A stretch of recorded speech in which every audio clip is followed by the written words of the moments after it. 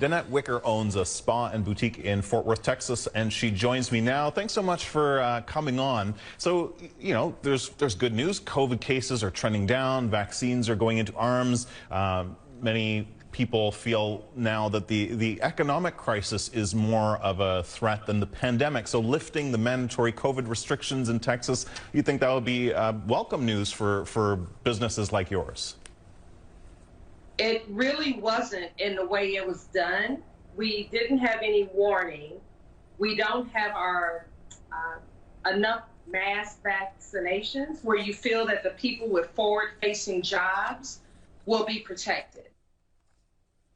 Yeah, how hard was it with the restrictions in place to get people to comply in a state like Texas, where I'm sure many customers weren't thrilled about all the rules that were in place?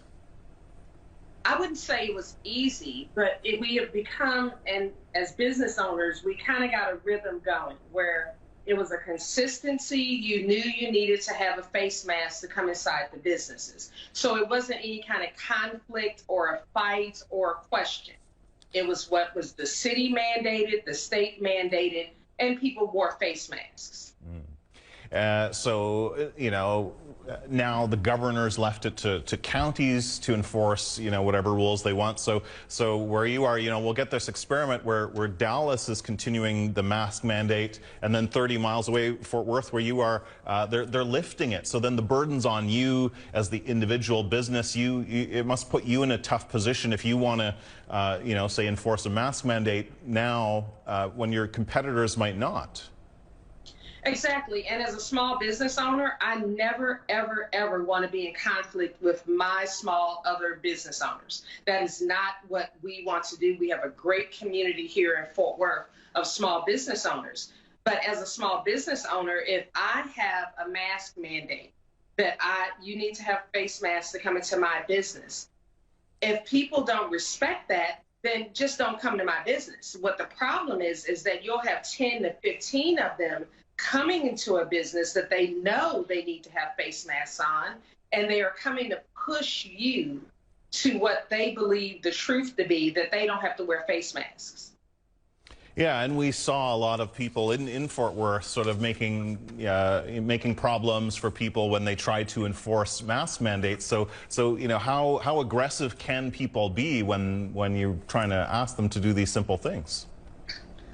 They can be very aggressive. I am a sole proprietor, and the way my business is set up, you have to come in one at a time to see me, unless I book a group setting, and then of course more people will be in. But I am the arbiter and the gatekeeper of you coming in and out of my business. So I've not wavered and I've not changed. You wear a face mask to come into Danette's Urban Oasis. If you don't want to wear a face mask, then simply don't come to my business. But the problem is that you have people that are coming directly to confront business owners that have a mask mandate. And that is not what the governor's rule was. He left it up to small businesses and big businesses also to have their own policies in place. But if you're not going to respect that, that means you're just challenging me. So I want to ask you, you know, obviously there's an economic reason for all of this, but there's good news on the economic front as well. The Senate passed Biden's COVID relief bill. There's help in there for businesses, tax relief, $1 billion for sole proprietors like yourself. All of the Republicans representing your state voted against it. So are you happy that it passed? Do you think it'll help? Well, it's always good to get resources available, especially when you're a minority-owned business. But the reality is that that could be weeks or months down the line that you see resources become available. I live on a day-to-day of businesses, of retail, of services being booked.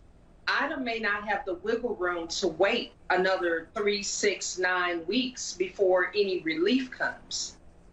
Yeah, well, listen, we wish you all the best of luck in these very difficult times. Thank you so much for coming on, Danette Wicker. Really appreciate it. I appreciate you hearing me.